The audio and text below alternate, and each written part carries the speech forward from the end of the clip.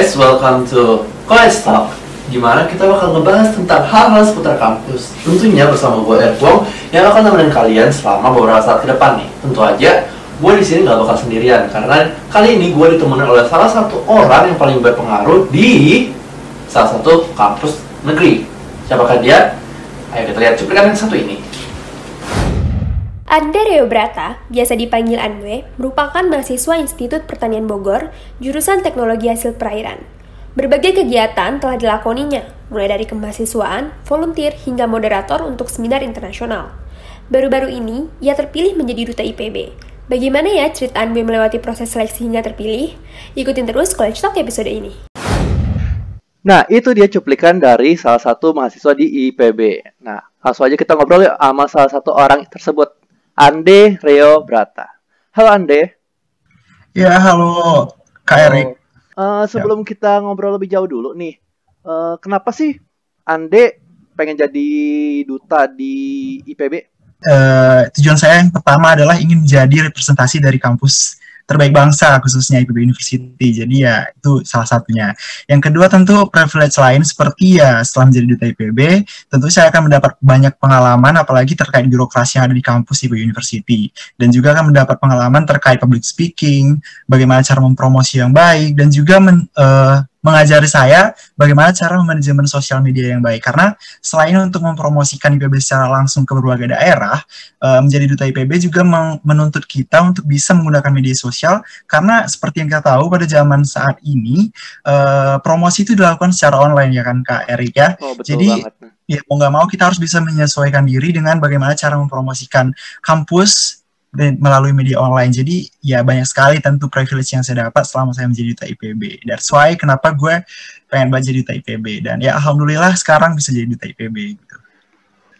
Kalau dilihat dari cerita-cerita yang Ande sampaikan ini ya, kelihatannya susah banget nih menjadi seorang duta kampus IPB. Sebenarnya susah gak sih untuk mengajukan diri sebagai jadi duta kampus? Oke, masalah susahnya mungkin relatif ya, karena emang setiap orang mungkin punya kemampuan masing-masing, punya latar belakang masing-masing, jadi yang sudah mempersiapkan dia sebelumnya untuk menjadi duta. Mungkin kalau yang emang belum punya persiapan bakal susah, atau mungkin orang yang sudah punya pengalaman banyak, mungkin ini adalah hal yang gampang bagi mereka. Jadi menurut saya ini adalah relatif. Apa yang sudah saya pelajari selama saya mengikuti proses seleksi duta dari sesi pertama sampai yang batch kelima, itu emang beda banget ya, karena seleksinya langsung, sementara di saya itu adalah online. Waduh, dilihat dari ceritanya ini panjang banget dan susah banget nih kelihatannya buat jadi seorang duta IPB. Nah, di sini nih gue udah ngumpulin beberapa pertanyaan dari Twitter. Nah, di sini ada yang ngomong nih, ada yang nanya, menurut lu mending ikut organisasi, himpunan, atau volunteer gak sih? Dan itu perlu gak sih sebenarnya? Kalau misalkan untuk kegiatan kampus? Menurut gue tuh sih tergantung minat teman-teman kemana ya. Kalau misalnya teman-teman pengen, karena kan kalau di organisasi itu dia punya goals ya, punya goals untuk organisasinya dia, untuk lingkungannya dia. Beda dengan volunteer yang emang tujuannya membantu lah istilahnya. Kalau misalnya organisasi kan dia punya goals, dia belajar bagaimana birokrasi di lembaga yang dia jalani itu. Jadi ya tergantung minat masing-masing, dan gue rasa semua itu penting karena emang di CV juga bakal ditampilin ya Rick ya, di CV juga bakal ditampilin organisasi lo apa, mungkin lo pernah ikut volunteer apa, itu bakal ditampilin karena emang itu hitungannya kan lo punya pengalaman ya, lo punya pengalaman bekerja sama dalam tim. Ketika lo masuk organisasi, lo juga bakal belajar bagaimana berpikir kritis, bagaimana menyampaikan pendapat, bagaimana cara menyelesaikan suatu program kegiatan. Nah itu lo ketika masuk di himpunan atau di organisasi. Namun ketika lu masuk di volunteer, berarti lu kan itu kayak udah menyelesaikan suatu tugas yang dilakukan oleh masyarakat. Kayak misalnya volunteer lu langsung terjun ke masyarakat. Misalnya kayak sekarang ada banyak bencana alam ya, kayak misalnya banjir atau kemarin ada gempa. Itu kan kita hitungannya kalau misalnya kita ingin membantu, kita punya kumpulan volunteer, itu hitungannya kan kita masuk volunteer, langsung terjun ke lapangan untuk bisa membantu masyarakat di sana. Dan itu saya rasa juga dibutuhkan. Itu juga melihat bagaimana sih kepekaan kita terhadap sosial lingkungan kita seperti itu. Jadi untuk dunia kerja juga itu semua sangat dibutuhkan. Seperti itu, Rick. Menurut lu susah gak sih ngebagi waktu? Kalau misalkan sekarang kan lu ada ngurusin duta, terus lu juga harus belajar di kampus di bidang akademika juga, ya kan bener? Nah, seberapa susah sih ngebagi waktu itu menurut lu?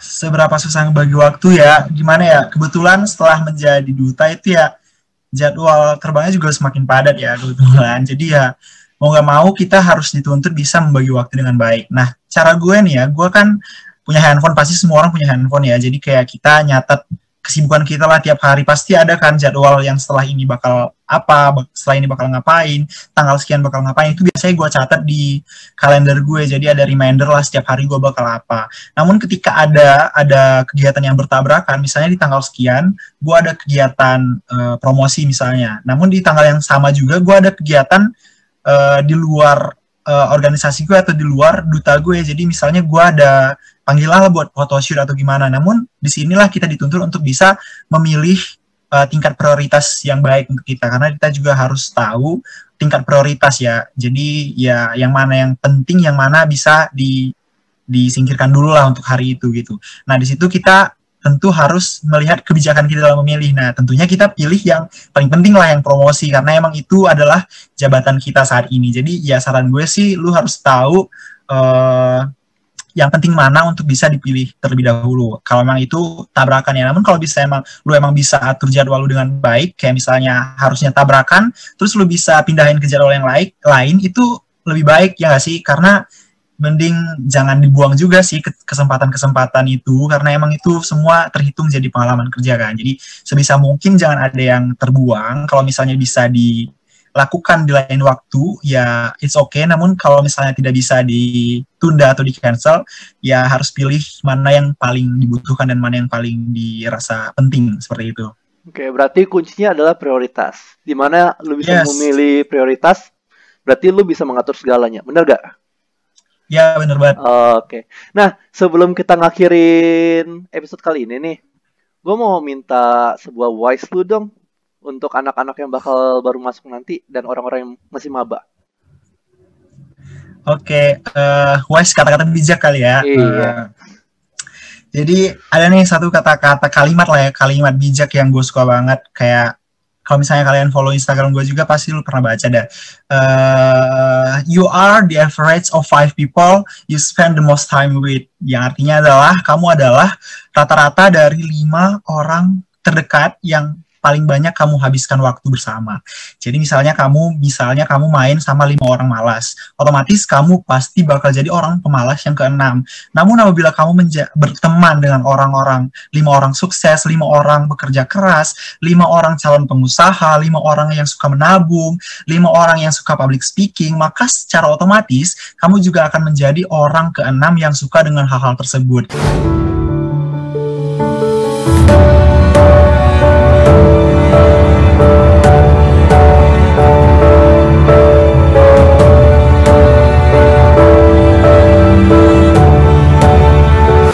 Nah itu dia kata-kata bijak dari Ande Riobrata. Nah buat kalian semua gimana nih untuk episode kali ini? Udah dapat apa aja? Tentunya banyak banget kan dari Ande Riobrata. Tentunya di episode minggu depan nggak bakal kalah serunya, karena minggu depan kita bakal datangin orang-orang yang paling berpengalaman juga di bidangnya dia. Nah makanya tetap saksikan di hari dan jam yang sama. Gue Erik, pamit undur diri. Bye-bye.